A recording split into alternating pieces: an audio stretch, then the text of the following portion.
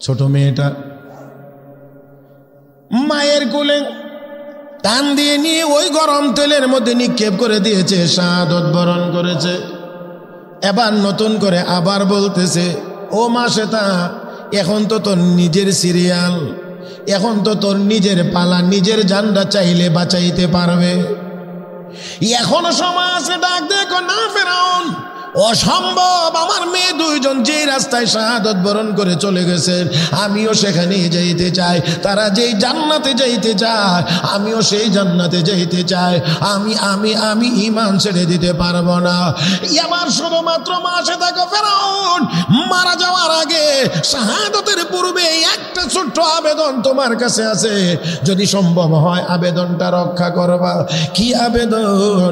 মা মেয়েকে এই তেলের মধ্যে পোড়ানোর পরে আর গোড় যেগুলোই অবশিষ্ট থাকবে, যদি সম্ভব হয় তাহলে আমি আমার মেয়েদের হাড়গুলোকে একটা জায়গায়, এক জায়গায় মাটির নিচে দাফন করে দিও, এই জন্যে যাতে করে হাসরের ময়দানে সব শহীদেরা, মা মেয়ে সব শহীদ যেন একই কবর থেকে আল্লাহর দরবারে হাজিরা দিতে পারি,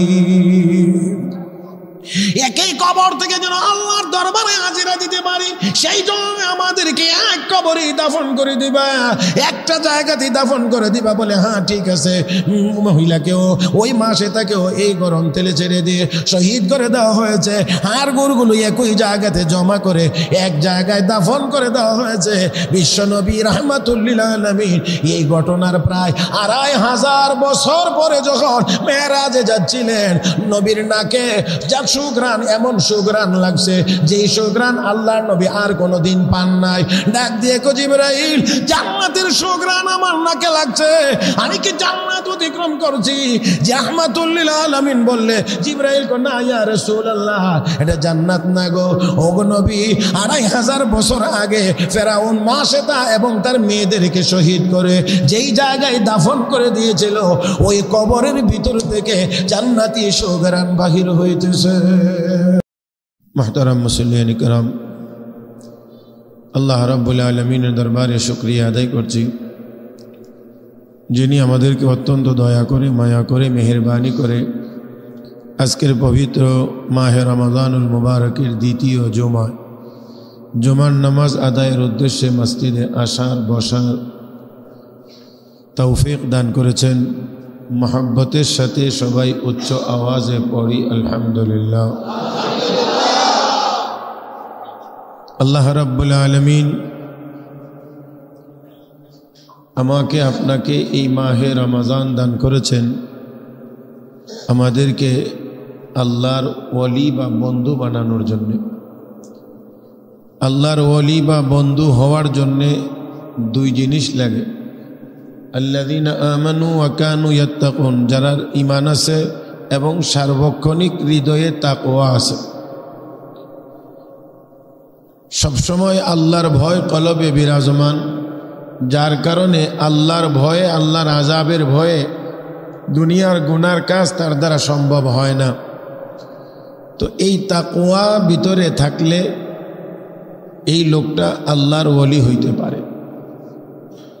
আর পবিত্র মাহে রমাদান সেই তাকওয়াওয়ালা বানানোর জন্যে।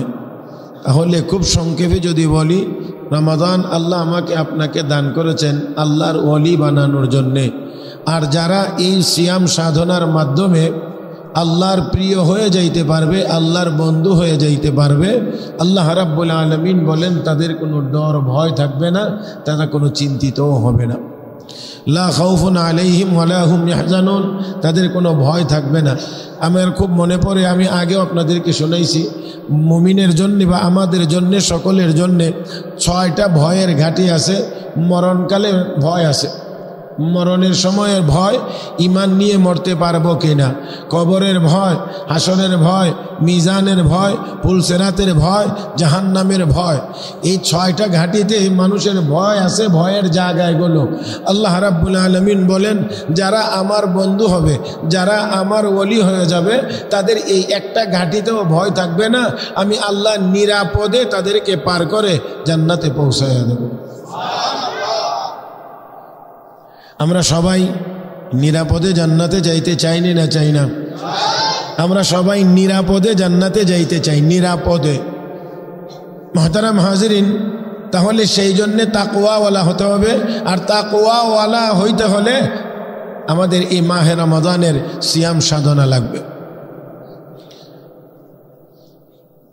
তো আল্লাহর প্রিয় হইতে পারলে তখন আর ভয় থাকে না। হযরত রাবিয়া বসরি ইন্তেকালের আগ মুহূর্তে মেহমান আসতেছে কথা বলে আত্মীয় স্বজনকে ঘর থেকে বের করে দিলেন। বললেন, তোমরা সবাই ঘর থেকে বের হয়ে যাও, আমার মেহমান আসতেছে, আমার মেহমান আসতেছে, সবাই চলে যাও, বের হও। বের হয়েছে, বাইরে গিয়ে দাঁড়াইছে।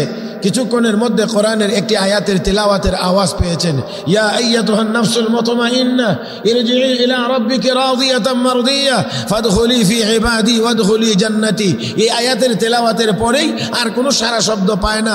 না পেয়ে আত্মীয় স্বজন ভিতরে প্রবেশ করে দেখেন রাবিয়া বসরি আর দুনিয়াতে নাই, মালিকের সাথে সাক্ষাৎ করে ফেলেছে। হযরত আব্দুল্লাহ বিন হুযাফা রাদিয়াল্লাহু তাআলা আনহু সকল সৈনিক সহ খলিফাতুল মুসলিমিন হযরত ওমর ফারুক রাদিয়াল্লাহু তাআলা আনহু খেলাফতের সময় রোমান সৈনিকদের হাতে বন্দী হয়ে গিয়েছিলেন।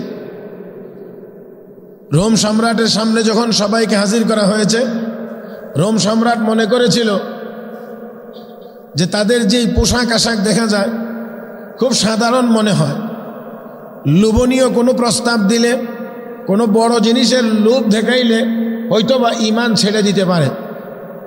এই জন্যে প্রস্তাব দিয়েছে, হে আব্দুল্লাহ, যদি ঈমান ছেড়ে দাও, যদি ঈমান ছেড়ে দাও তাহলে আমরা তোমাকে রোম দেশের মন্ত্রী বানাইব, ক্ষমতার অংশীদার বানাইব, তোমাকে বড় পদ দেওয়া হবে। হযরত আব্দুল্লাহ বিন হুযাফা রাদিয়াল্লাহু তাআলা আনহু সাথে সাথে উত্তর দিলেন, সারাটা দুনিয়াও যদি দেওয়া হয় তারপরেও ঈমান ছাড়তে পারবো না। কি দিলে?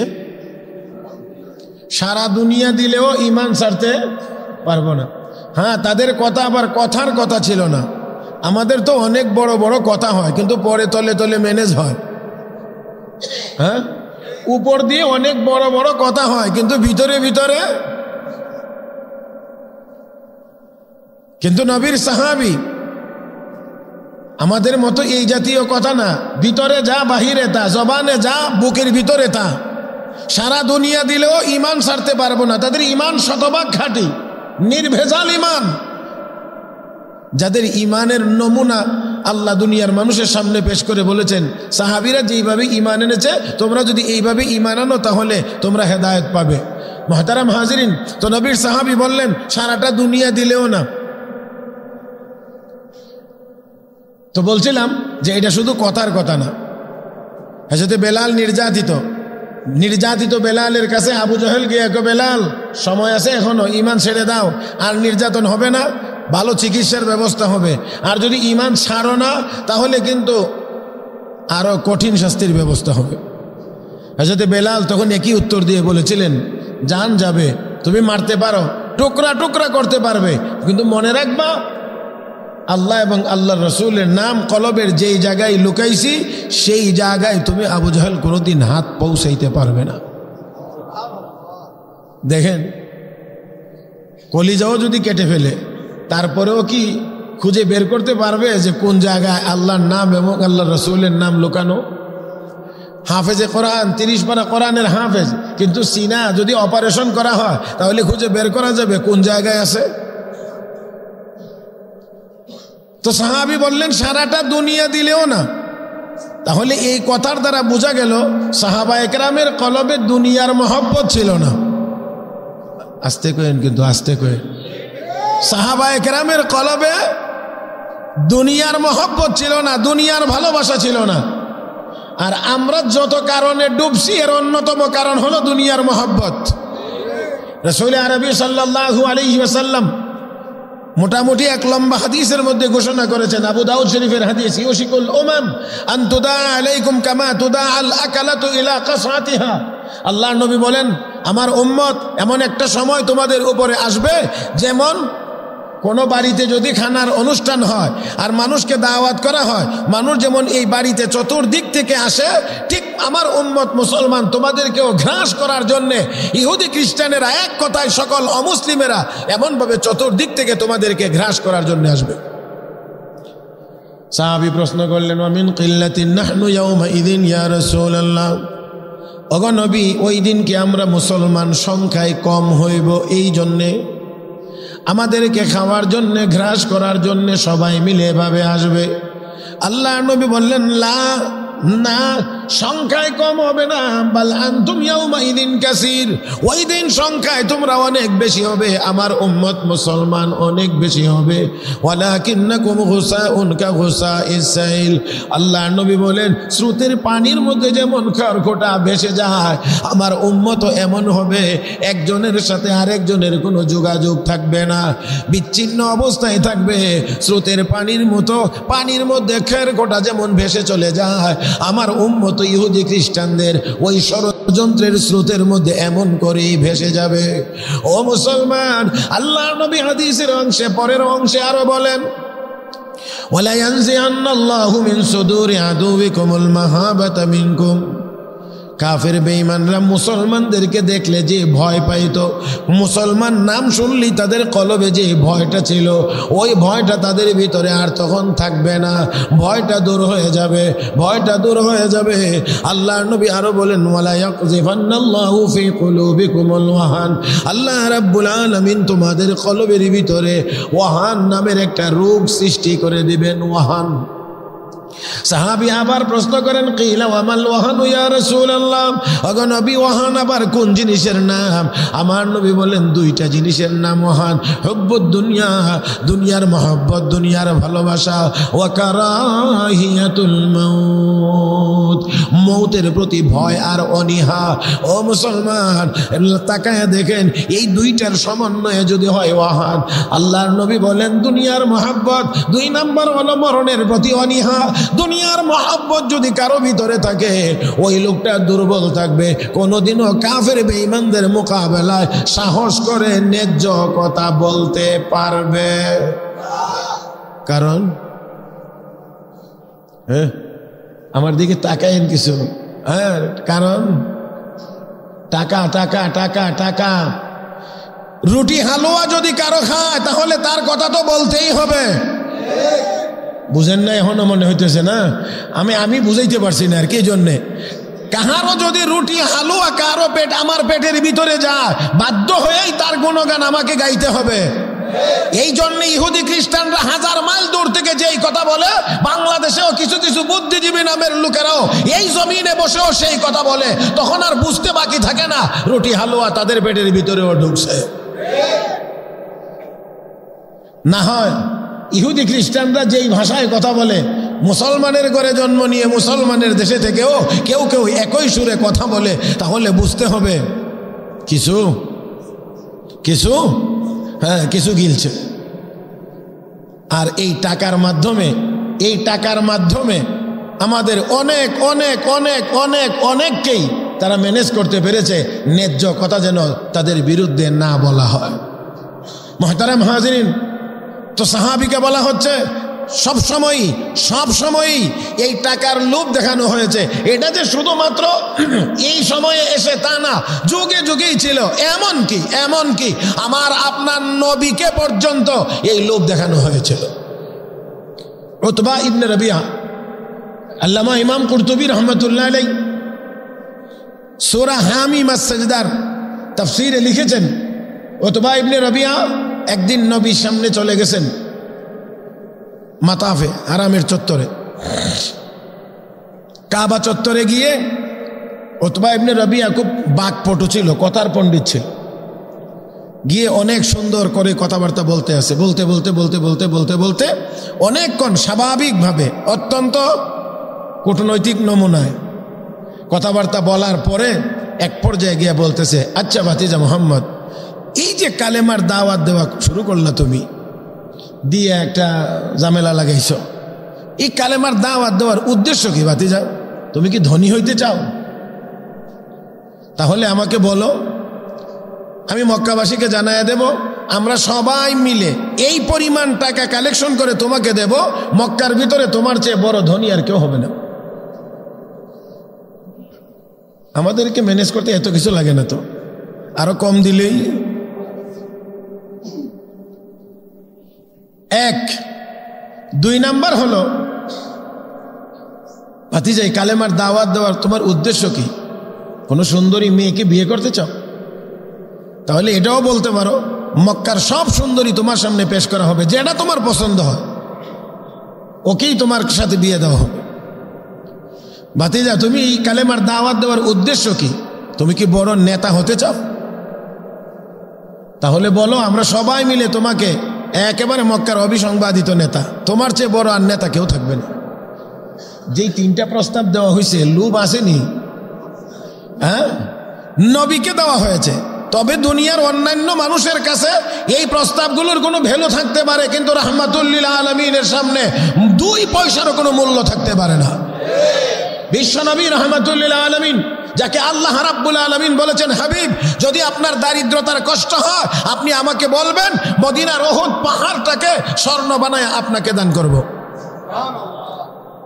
উহুদ পাহাড়টা স্বর্ণ হলে কয় কেজি স্বর্ণ হবে এটা আপনারা একটু নিজেরা ঠিক করে নিয়েন। আর নবী কত বড় ধনী হবেন? বিশ্বনবী রাহমাতুল লিল আলামিন বলেন, আল্লাহ তোমার দেওয়া এই উপটোকন, এই হাদিয়া আমি পাইলাম, তবে দুনিয়ার জীবনে আমি তা গ্রহণ করলাম না, তোমার ব্যাংকেই জমা রেখে দিলাম। আমার এই দানের ওসিলায় হাসরের দিন আমার গুনাহগার উম্মতকে মাফ করে দিও।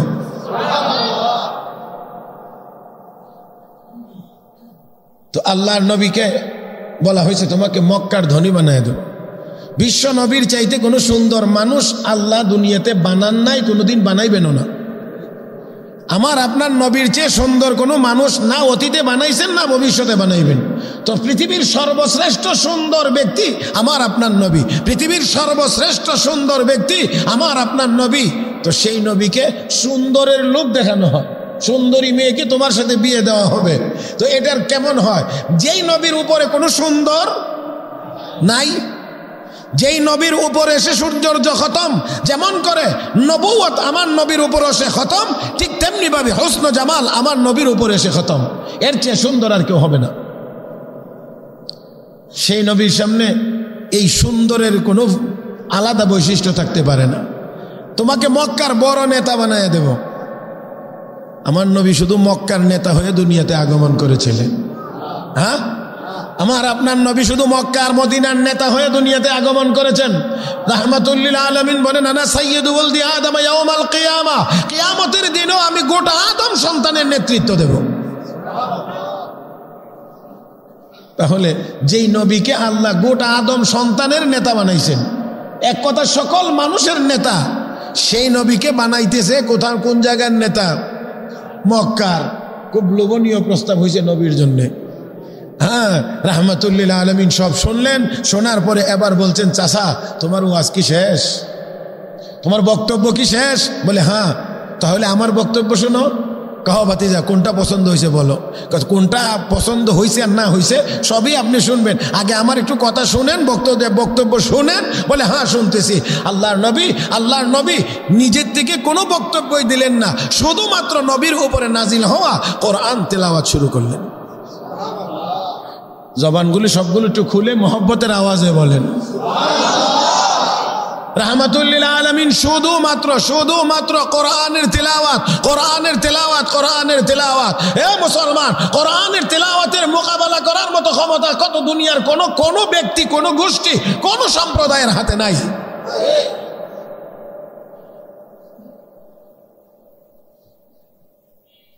আল্লাহর হাবিব তেলাওয়াত শুরু করলেন, হামিম তানজিলুম মিনার রহমানির রহিম। তেলাওয়াতরা কার কণ্ঠে? নবীর কণ্ঠে। কোরআন কালামুল্লাহ, তেলাওয়াত করতেছেন রাসূলুল্লাহ। আল্লাহু আকবার। কোরআন আল্লাহর কালামুল্লাহ, তেলাওয়াত করতেছেন রাসূলুল্লাহ। রাহমাতুল লিল আলামিনের জবানে কোরআনের তেলাওয়াত শুরু হয়েছে। উতবা ইবনে রাবিয়া আল্লাহর নবীর চেহারা মুবারকের দিকে এক পলকে তাকিয়ে শুনতেছে। সেজন্য আমি আবারও বলছি, কোরআন কালামুল্লাহ আর তিলাওয়াত হচ্ছে যেই জবানে সেই জবান রাসূলুল্লাহ। কারি আব্দুল বাসিতের কথা আমরা সবাই জানি। মরহুম কারি আব্দুল বাসেতকে নিয়ে তৎকালীন মিশরের প্রেসিডেন্ট জামাল আব্দুল নাসের রাশিয়া সফরে গেছে। তখন সোভিয়েত ইউনিয়নের সর্বশেষ প্রেসিডেন্ট মিখাইল গর্বাচেভ ছিল। সেই প্রেসিডেন্টের সাথে মিটিংয়ের শুরুতে জামাল আব্দুল নাসের মিশরের প্রেসিডেন্ট বললেন, আমার কারি সাহেব একটু কোরআন তেলাওয়াত করবে। গর্বাচেভ তো আর কোরআন তেলাওয়াত বুঝে না, কারণ নাস্তিক। আর অপর দিক থেকে কোরআনের শিক্ষাও তৎকালীন সময়ে একেবারেই বন্ধ ছিল রাশিয়াতে। একটু কোরআন তেলাওয়াত করবে, আচ্ছা ঠিক আছে। মরহুম কারি আব্দুল বাসেত, যার কণ্ঠে শুধু কোরআনের তেলাওয়াত শুনে অসংখ্য মানুষ কালেমা পড়ে মুসলমান হয়েছে, অসংখ্য মানুষ কালেমা পড়ে মুসলমান হয়েছে। মুহতারাম হাজিরিন, তেলাওয়াত শুরু হয়েছে, তেলাওয়াত করতেছেন, তেলাওয়াত শেষ হয়েছে। এবার সোভিয়েত ইউনিয়নের সেই সর্বশেষ প্রেসিডেন্ট মিখাইল গর্বাচেভ প্রতিক্রিয়া ব্যক্ত করে বলছেন, ও মিশরের প্রেসিডেন্ট জামাল আব্দুল নাসের সাহেব, কি পড়ছে তা বুঝি নাই, আর কোনোদিন শুনিও নাই, তবে এতটুকু বুঝতে পেরেছি এই তেলাওয়াতের ভিতরে এই পরিমাণ আকর্ষণ আছে, শক্তি আছে যে আমার চোখ দিয়ে পর্যন্ত পানি বের হয়ে গেছে। মুহতারাম হাজিরিন, আর আমি এখন যেই কথা বলছি এখানের তেলাওয়াতকারী কে? স্বয়ং রাসূলুল্লাহ, যার উপরে কোরআন নাজিল হচ্ছে, সেই রাসূলের জবানে কোরআনের তেলাওয়াত হচ্ছে। জায়গাটা আবার খানায়ে কাবার সামনে। মিলানোর চেষ্টা করেন, কোরআন কালামুল্লাহ, তেলাওয়াত করছেন রাসূলুল্লাহ, আর এই তেলাওয়াতের সময়ে আল্লাহর নবীর সামনে হলো বাইতুল্লাহ, আল্লাহর ঘরের সামনে রাসূলুল্লাহর জবানে কালামুল্লাহর তেলাওয়াত। উতবা ইবনে রবিয়া নবীর চেহারা মুবারকের দিকে এক পলকে তাকিয়ে আছে। এক পর্যায়ে আল্লাহর রাসূল তেলাওয়াত করেছেন, ফাইন আরাদু ফাকুল আনযারতুকুম সাইকাতাম মিসলা সাইকাতি আদি ওয়া সামুদ। নবী গো, আপনার এই কালেমার দাওয়াত পাওয়ার পরেও, কোরআনের এই কথা শোনার পরেও যদি কেউ ঘাড় ঘোরায়া চলে যাইতে চায়, শুধুমাত্র আদ আর সামুদ সম্প্রদায়কে কেমনে ধ্বংস করে দিয়েছিলাম ওই ভয়টা তাদেরকে দেখায় দেন, ওইভাবে তাদেরকে সতর্ক করে দেন। রাহমাতুল লিল আলামিন যখন এই জায়গায় গিয়ে পৌঁছলেন, তেলাওয়াত যখন এখানে, উতবা ইবনে রবিয়া আর স্থির থাকতে পারে না, কাঁপতে শুরু করেছে। আল্লাহু আকবার। কাঁপতে শুরু করেছে, কম্পন আরম্ভ হয়েছে। হে মুসলমান, কোরআনের ভিতরে এই পাওয়ার, এই শক্তি আছে আছে আছে আছে আমার ভাইরা। এই জন্যে আমি বারবার বলছি, কোরআন কার কালাম? আল্লাহ যেমন মহান, আল্লাহর কালাম, আল্লাহ যেমন শক্তিশালী, আল্লাহর কালামও শক্তিশালী, এটা দুর্বল না। এই জন্য আল্লাহ রাব্বুল আলামিন সূরা ইয়াসিনে বলেন, ইয়াসিন ওয়াল কুরআনিল হাকীম ইন্নাকা লামিনাল মুরসালিন আলা সিরাতিন মুস্তাকিম তানজিলাল আজিজির রহিম। আল্লাহ কই, কোরআন মহাপরাক্রমশালী দয়ালু আল্লাহর পক্ষ থেকে নাজিল করা। হাবিব, ভয় পাওয়ার কোনো কারণ নাই। কেউ ঘাড় ঘোরায়া চলে যাবে এই জন্য আমার কালাম পরিত্যক্ত হয়ে যাবে, আমার কালাম অকেজো হয়ে যাবে, না না না। কারণ কোরআন আমি দুর্বল আল্লাহর পক্ষ থেকে আসে নাই, আমি মহাপরাক্রমশালী আল্লাহর পক্ষ থেকে কোরআন নাজিল হয়েছে। আবার এই কোরআন যারা মানবে তাদের জন্য আমি আল্লাহ বড় দয়ালু। যারা মানবে তাদের জন্য দয়ালু, যারা মানবে না তাদের জন্য আমি মহাপরাক্রমশালী। কাজেই আপনার চিন্তিত হওয়ার কোনো কারণ নাই।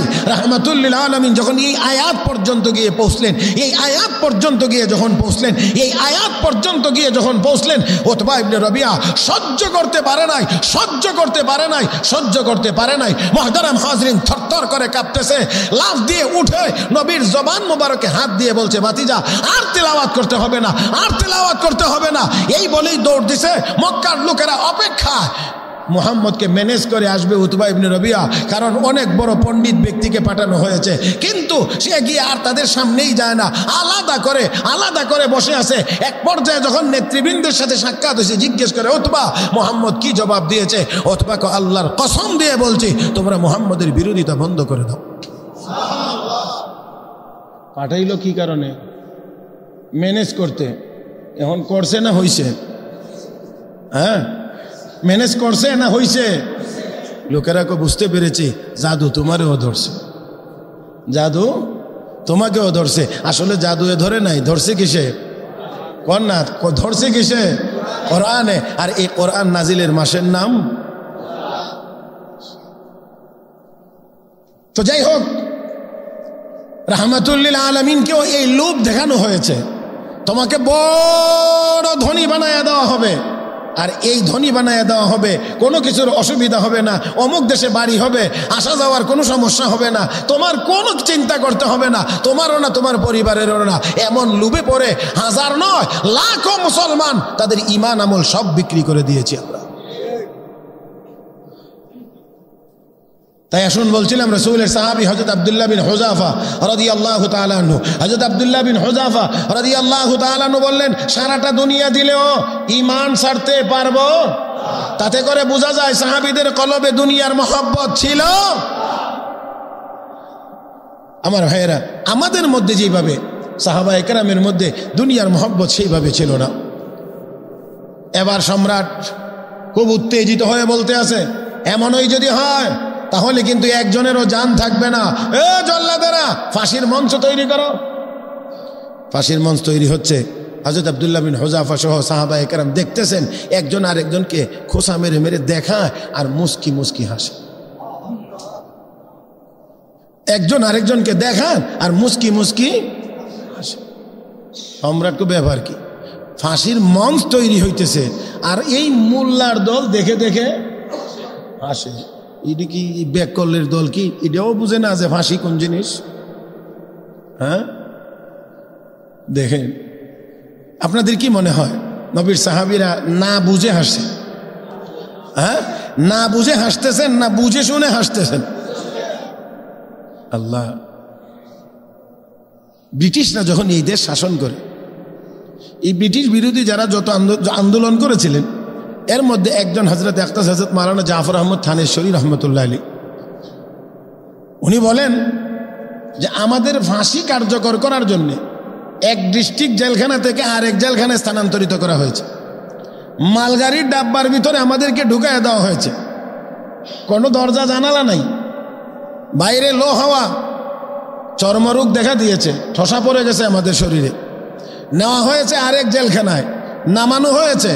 জেলখানায় নেওয়ার পরে একদিন এক ইংরেজ অফিসার এসে আমাদেরকে বলতেছে, ও মোল্লার দল, আগামী অমুক দিন তোমাদের ফাঁসি কার্যকর হবে। যেই মাত্র বলছেন ফাঁসি, সব একসাথে মারছেন হাসি।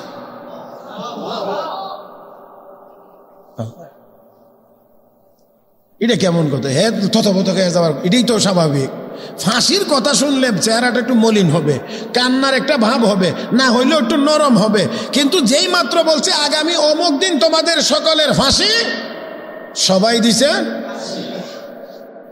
এখন এই অফিসার তো একেবারে কিছুক্ষণ পরে নিজেকে আবার সামলায়া আবার সে ইংরেজ অফিসার বলে, ও মোল্লার দল, আমি কি বলছি শুনছো তোমরা? বলে, হ্যাঁ শুনছি। কি শুনছো? শুনছি তুমি বলছো আগামী অমুক দিন আমাদের সকলের ফাঁসি কার্যকর হবে। কত শুনতে তো ভুল করে নেই। তাহলে ফাঁসির সাথে তোমাদের হাসির কি সম্পর্ক? ফাঁসির সাথে তোমাদের হাসির কি সম্পর্ক? হযরত মাওলানা জাফর আহমদ থানেশ্বরী সহ ওলামায়ে কেরাম বলেন, আমাদের ফাঁসির সাথে হাসির যথেষ্ট ভালো সম্পর্ক আছে। এটা তো অনেকের বোঝার কথা না, এটা তো অনেকের বোঝার কথা না। হযরত আসিয়াকে যখন সর্বশেষ ওনাকে নিয়ে চেয়ারে বসানো হয়েছে আর উপরে একজনকে পাথর দিয়ে পাঠানো হয়েছে, উপর থেকে পাথর নিক্ষেপ করবে, হযরত আসিয়ার মাথাটা চূর্ণ বিচূর্ণ হয়ে যাবে। হযরত আসিয়া যখন বুঝতে পেরেছিলেন যে আমার সময় একেবারেই শেষ, তখন হযরত আসিয়া সারেন্ডার করেন নাই, আত্মসমর্পণ করেন নাই, নমনীয়তা দেখেন নাই, কোন রকমের অনুনয় বিনয় করেন নাই। হযরত আসিয়া তখন শুধুমাত্র রব্বে কারীমের কাছে একটা দোয়া করেছেন। আল্লাহ রাব্বুল আলামিনের কাছে দোয়াটা এত পছন্দ হয়েছে যে এই দোয়াটা আল্লাহ কোরআনে আয়াত আকারে নাজিল করে আমাদেরকে জানিয়ে দিয়েছেন। رب ابن لي عندك بيتا في الجنة ونجني من فرعون وعمله ونجني من القوم الظالمين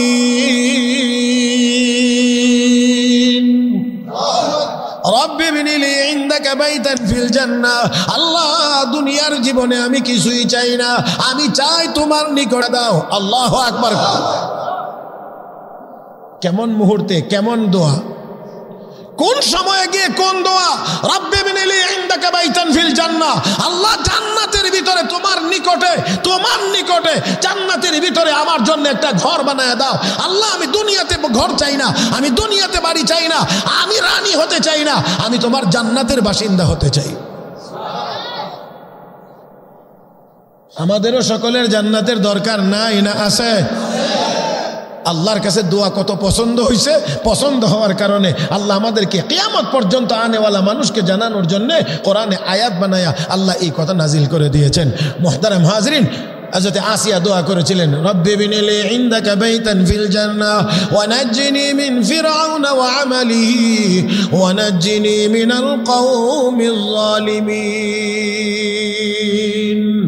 আল্লাহ জান্নাতের ভিতরে ঘর বানায় দাও, আল্লাহ এই জালেমদের হাত থেকে আমাকে নাজাত দিয়ে দাও। ও মুসলমান, আল্লাহ রাব্বুল আলামিন দোয়া কবুল করেছেন। শুধু তা না, মুফাসসিরিন কিরাম লেখেন আল্লাহ রাব্বুল আলামিন ডাক দিয়ে বলেন, ফেরেশতারে আমার বান্দি জীবনের এই শেষ মুহূর্তে এসে, এই কঠিন সময় এসেও আমাকে ভুলে না, আরো বেশি আবেগ নিয়ে আমাকে বলে আমি জান্নাতে ঘর বানায় দেওয়ার জন্য। আমি আল্লাহ শুধু ঘর দেব এতটুকুই যথেষ্ট না, যাও ফেরেশতা আমার বান্দির জন্য নির্ধারিত জান্নাতের নমুনাটা আমার বান্দির চোখের সামনে হাজির করে দাও, আমার বান্দির চোখের সামনে হাজির করে দাও। হযরতে আসিয়ার সামনে জান্নাতের নমুনা হাজির হয়ে গেছে। ও মুসলমান, আল্লাহ আজরাইলকে নির্দেশ দিয়ে বলেন, আজরাইল আমার বান্দি জান্নাতের দৃশ্য দেখতেছে, আর ওই জালেম উপর দিয়ে পাথর নিয়ে যাচ্ছে, আমার বান্দির মাথা মারবে, মাথাটা চূর্ণ বিচূর্ণ হয়ে যাবে, আমার বান্দি আরো বেশি কষ্ট পাবে। ও আজরাইল যাও, আমার বান্দি জান্নাতের দৃশ্য দেখবে, আর উপর থেকে ওই পাথরটা আমার বান্দির মাথায় আসার আগে আগে আমার বান্দির রূহটা বের করে জান্নাতে পৌঁছায়া দাও।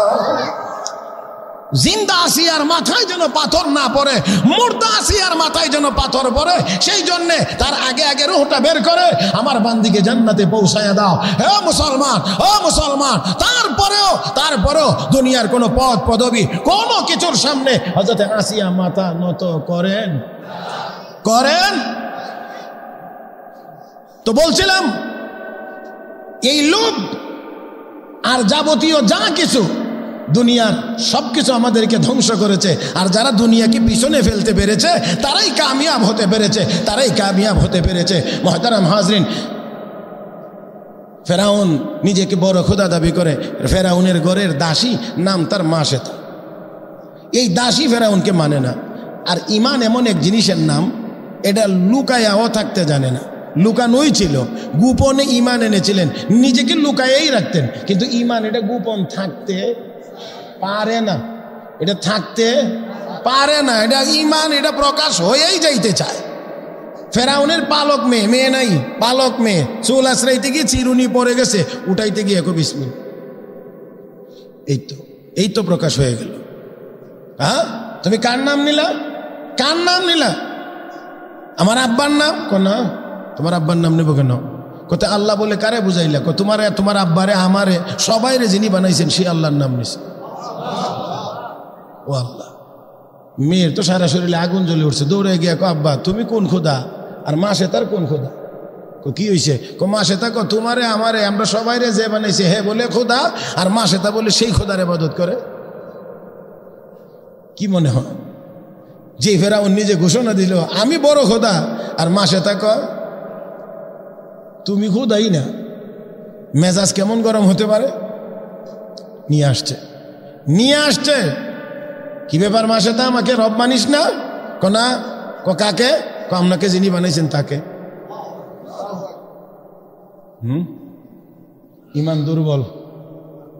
ইমান দুর্বল না?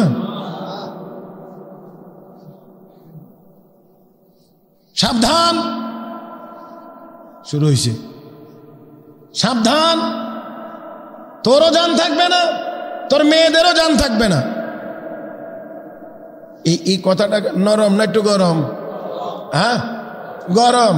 তো গরম মানে কি? একটু ধাক্কা লাগছে, ধাক্কা দিছে। তো ইমানের শরীরে ধাক্কা লাগলে ইমানের পাওয়ার বাড়ে। মাসে তা উত্তর দিয়ে কয় হুমকি দিয়ে লাভ নাই, মা মেয়ে সব যাইতে পারি কিন্তু ইমান যাইতে পারে না। তাই এত মজবুত? আচ্ছা ঠিক আছে, নির্দেশ হয়ে গেল বড় বড় ডেগের মধ্যে তেল গরম করো, বড় বড় ডেগের মধ্যে তেল গরম করো। তেল গরম করা শুরু হয়েছে, একেবারে টকবক করতেছে, কালো ধোঁয়া উপর দিয়ে উঠতেছে। মাসে তাকে তার মেয়েগুলো সহ সেই জায়গাতে নেওয়া হয়েছে, ডেগের কিনারায় নিয়ে। মাসে তা এখনো সময় আছে, ইমান ছেড়ে দে। মাসে তা আরো শক্ত করে বলে যা কিছু করবার মনে চায় করতে পারো, কিন্তু ইমান ছাড়তে পারবো না। বড় মেয়েটাকে চোখের সামনেই এই গরম তেলের মধ্যে ছেড়ে দিয়েছে।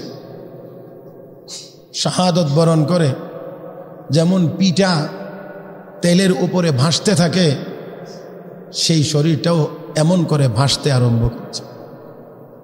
মায়ের চোখের সামনে কেমন লাগতে পারে, কেমন হইতে পারে, এটা আমার মনে হয়, এটা আমরা পুরুষেরাও মনে হয় এতটা বুঝবো না, একজন মা যতটা অনুভব করতে পারবে।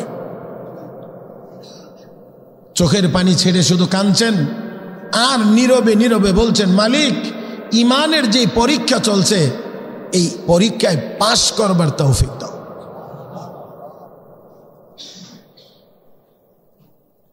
আল্লাহর বান্দি এই বলে আল্লাহর কাছে দোয়া করছে। এবারও পরের মেয়েটা, ছোট মেয়েটা নেওয়ার সময়ে আবারও বলা হচ্ছে, মা সেটা এখনো সময় আছে, এই মেয়েটাকে বাঁচাইতে পারবে, নিজেও বাঁচতে পারবে।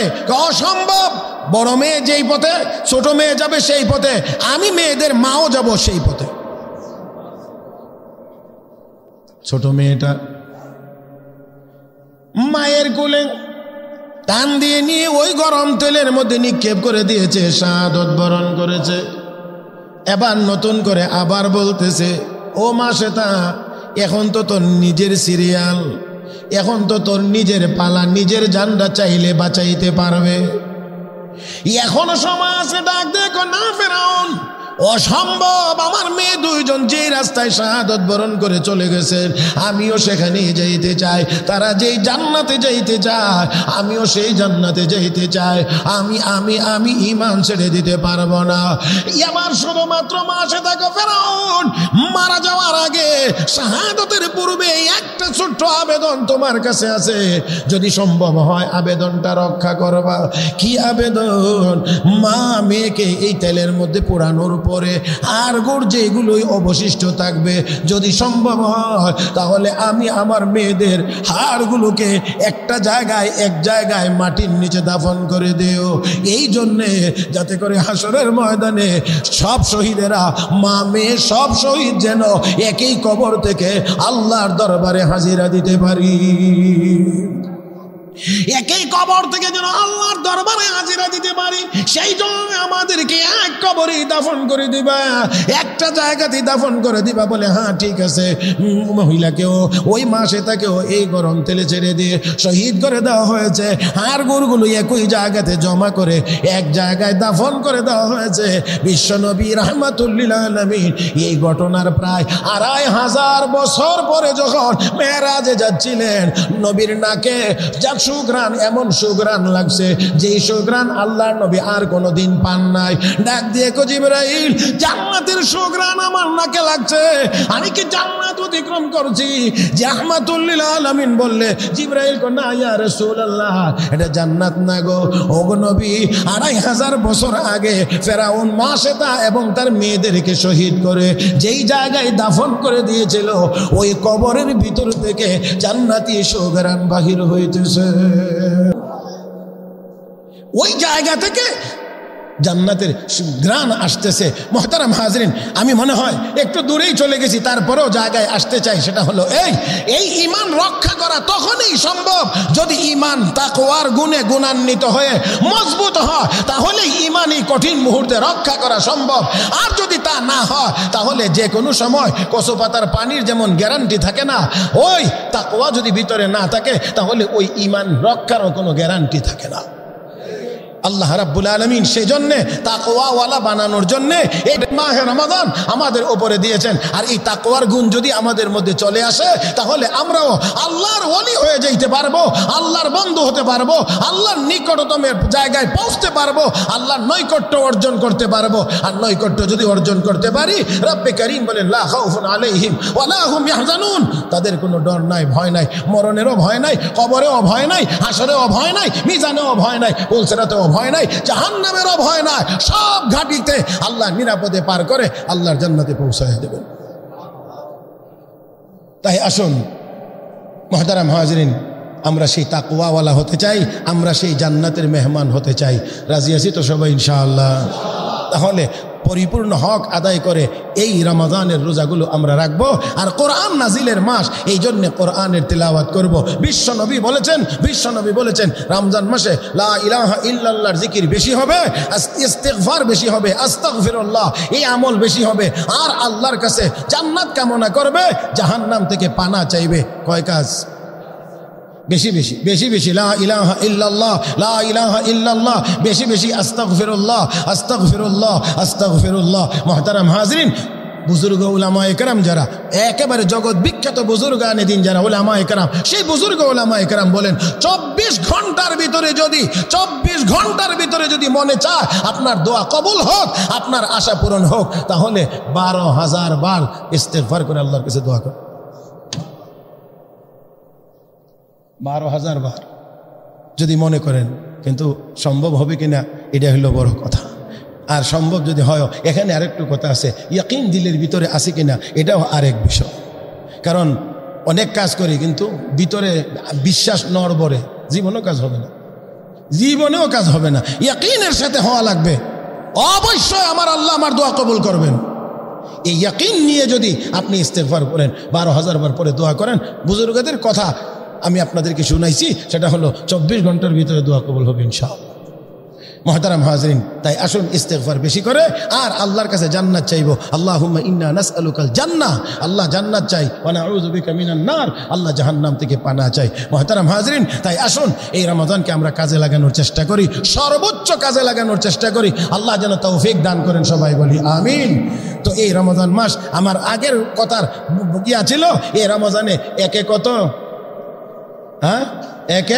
70, আর আগে আছে সব সময়ের জন্য 10, তাহলে 70 গুণ 10 700। তার মানে এই রমাদান মাসে আমল হবে একটা, সওয়াব হবে কত? 700। মুহতারাম হাজরিন, রমজান মাসে আপনাদের কাছে প্রত্যেক বছরই কিছু চাওয়া হয়। গত জুমায় চাওয়া হয়েছে, আজকেও আমি আপনাদের কাছে বিনয়ের সাথে বলছি,